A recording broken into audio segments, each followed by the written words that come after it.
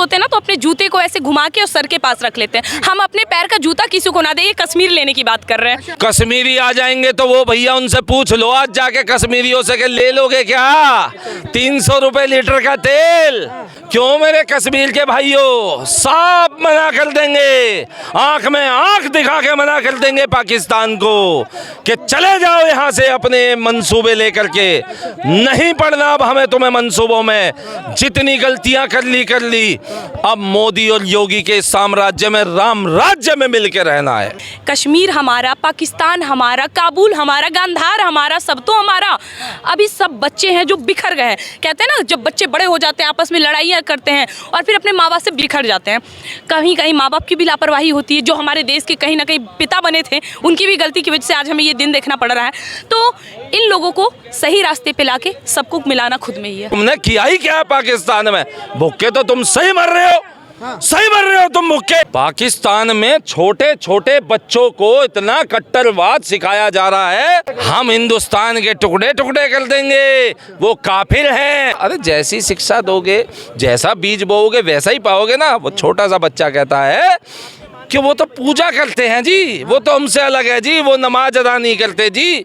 अरे तो बेटा मेरे बच्चे, अपने उस अब्दुल बाप से पूछ कि इन हिंदुओं ने तुम्हारा बिगाड़ा क्या है। अगर आप एक इंसानियत के नाते पाकिस्तान की मदद करेंगे या नहीं, उनको खाने पीने देंगे या नहीं। पाकिस्तान को तो हम खुद पिला रहे हैं, इतना बड़ा उस पर दया कर रहे हैं, और क्या चाहिए? हम जब चाहें उसको प्यासे मार सकते हैं। तो मुझे नहीं लगता अभी इनको लाना चाहिए, जब पहले इनका घर वापसी हो, धर्म वापसी हो, फिर इनके। अरे 65 करोड़ रुपए दे के भेजा था तुम्हें यहाँ से, 65-70 करोड़ रुपए दे के तुमने ही देश की मांग की थी, जिन्ना की राह पे चल के। आज क्या हो गया तुम्हें? तुम्हारे बाप दादाओं ने कभी सुई धागा बनाना सीखा नहीं, और मुजाहिदीन बनाने के अलावा तुमने किया ही क्या है पाकिस्तान में? भूखे तो तुम सही मर रहे हो, सही मर रहे हो तुम भूखे। थोड़ा तरस नहीं आ रहा? वहाँ पे दूध की बात करें 250 रुपए लीटर है, क्या कहना चाहिए? इसमें जोड़ना चाहूंगी, दोनों एक नहीं है। अधम जात में विद्या पायो भयु यथा दूध पिलाए, यानी कि कोई शूद्र कोई अधम जाति के लोगों को शिक्षा देना वैसा ही है जैसा अपने घर में सांप को दूध पिलाना। मैं इस शूद्र की संज्ञा पाकिस्तान को दूंगी। ये सांप है और हम कभी अपने इस सांप को तो दूध नहीं पिला सकते। हमने चीनी को बुद्ध दिया, चीनी ने हमको युद्ध दिया। आपको तो पता है पाकिस्तान भी उन्हीं की रंगत है। ये लोग कभी अपने नहीं होने वाले, कभी नहीं बख्शने वाले हैं। मोदी जी हमको वापस से हिंदुस्तान में मिला लो, पाकिस्तान के लोग कह रहे हैं। अच्छा सकीना कह रही है? हैं? सही बताओ। सकीना कह रही है तो देखो फिर तो देखेंगे, है ना। पर जो ये अब्दुल कह रहा हो तो मेरी बात सुन लेना, इस पे विश्वास मत करना। क्योंकि अब ये भूखा है, अब ये भूखा है, इसीलिए बिलबिला रहा है। और रही बात तरस की, लड़की हूँ, स्त्री हूँ, एक औरत होने के नाते, एक लड़की होने के नाते मैं यही बोलूँगी कि हम उनको पानी पिला के उन पे सबसे बड़ा एहसान कर रहे हैं। अभी भी समय है, अपने हरकत से बाज आएँ, अपनी हरकतों को सुधारें। सुन लीजिए, अब हम वो हिंदू नहीं हैं, अब हम कट्टर हिंदू हैं। हम बाला साहब ठाकरे की विचारधारा पे चलने वाले द मैड हिंदू हैं। अब जब तक 100 का 100% पाकिस्तान का मुसलमान समाज घर वापसी नहीं करेगा, सनातन धर्म नहीं अपनाएगा, एक व्यक्ति इस देश में नहीं आएगा। धर्म परिवर्तन करवा रहे हैं आप पाकिस्तान के मुस्लिम समाज का, पाकिस्तान के पूरे पाकिस्तान को, पूरे पाकिस्तान का। क्योंकि इन्हीं पूरे पाकिस्तानियों ने आज तक जो है, इन्होंने केवल और केवल हिंदुस्तान मुर्दाबाद, हिंदुस्तान के लोगों को काफिर बोल उन्हें कोसना, उन्हें गालियां देना।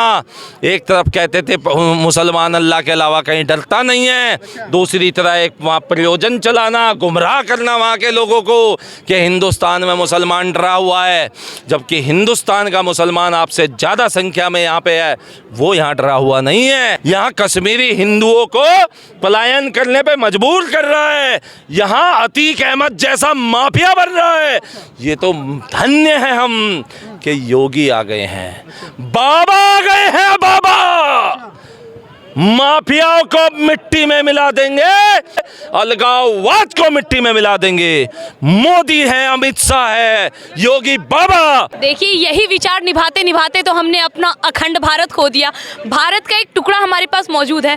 अब उनको भी, उन मोदियों को भी यहाँ बुलाएंगे तो कौन पागल है जो अपना सर खुद ओखली में डालने जाए, वो भी भारत, जो कि पता है कि उनके पिता हम ही हैं, लेकिन वो कभी अपने आप को बेटा मानता है नहीं।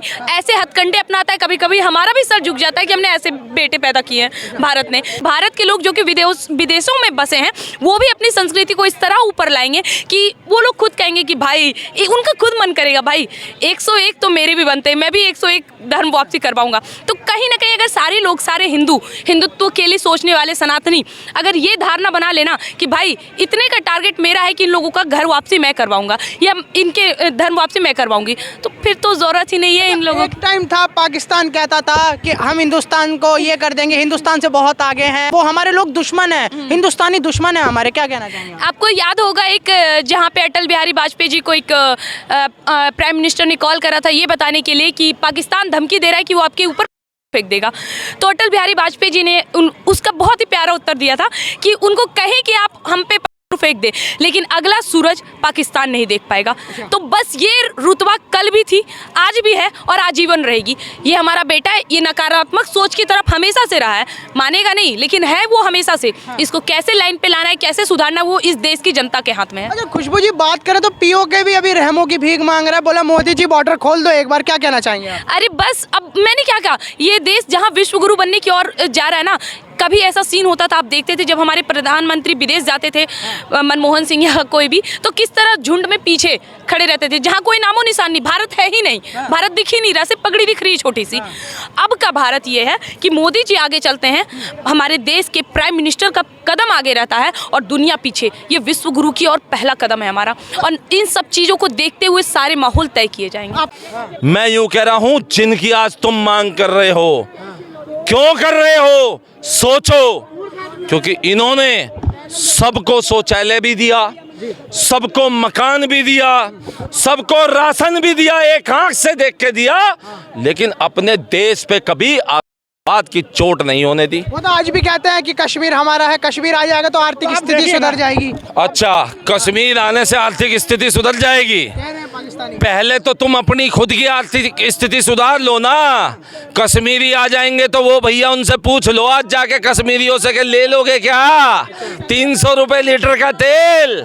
क्यों मेरे कश्मीर के भाइयों, साफ मना कर देंगे, आंख में आंख दिखा के मना कर देंगे पाकिस्तान को कि चले जाओ यहाँ से अपने मंसूबे लेकर के, नहीं पड़ना अब हमें तुम्हें मंसूबों में, जितनी गलतियां कर ली। अब मोदी और योगी के साम्राज्य में, राम राज्य में मिलकर रहना है। ये हमारे देश के वो गद्दार है जिन पे कोई तरस की उम्मीद नहीं करनी चाहिए। रही बात हिंदू मुसलमान की, जब हमारे देश में केवल मुसलमान की राजनीति, मस्जिद मीनार की राजनीति चल रही थी, तब सब बहुत तालियां बजा रहे थे। आज हमारा दिन है, आज हम सनातनियों का दिन। तरस नहीं आ रहा 300 रुपए किलो? ना बिल्कुल नहीं आ रहा। अच्छा। बिल्कुल तरस नहीं आ रहा। हमें तरस कब आता था? हमें तरस आता था जब कारगिल युद्ध में हमने देखा हमारे शहीद जवान हुए। अच्छा। हमें तरस जब आया जब हमने देखा इसी पाकिस्तानी फंडिंग और इसी कश्मीर के मुद्दे के चलते आज हमारा 5 लाख कश्मीरी हिंदू वहाँ से जो है पलायन कर चुका।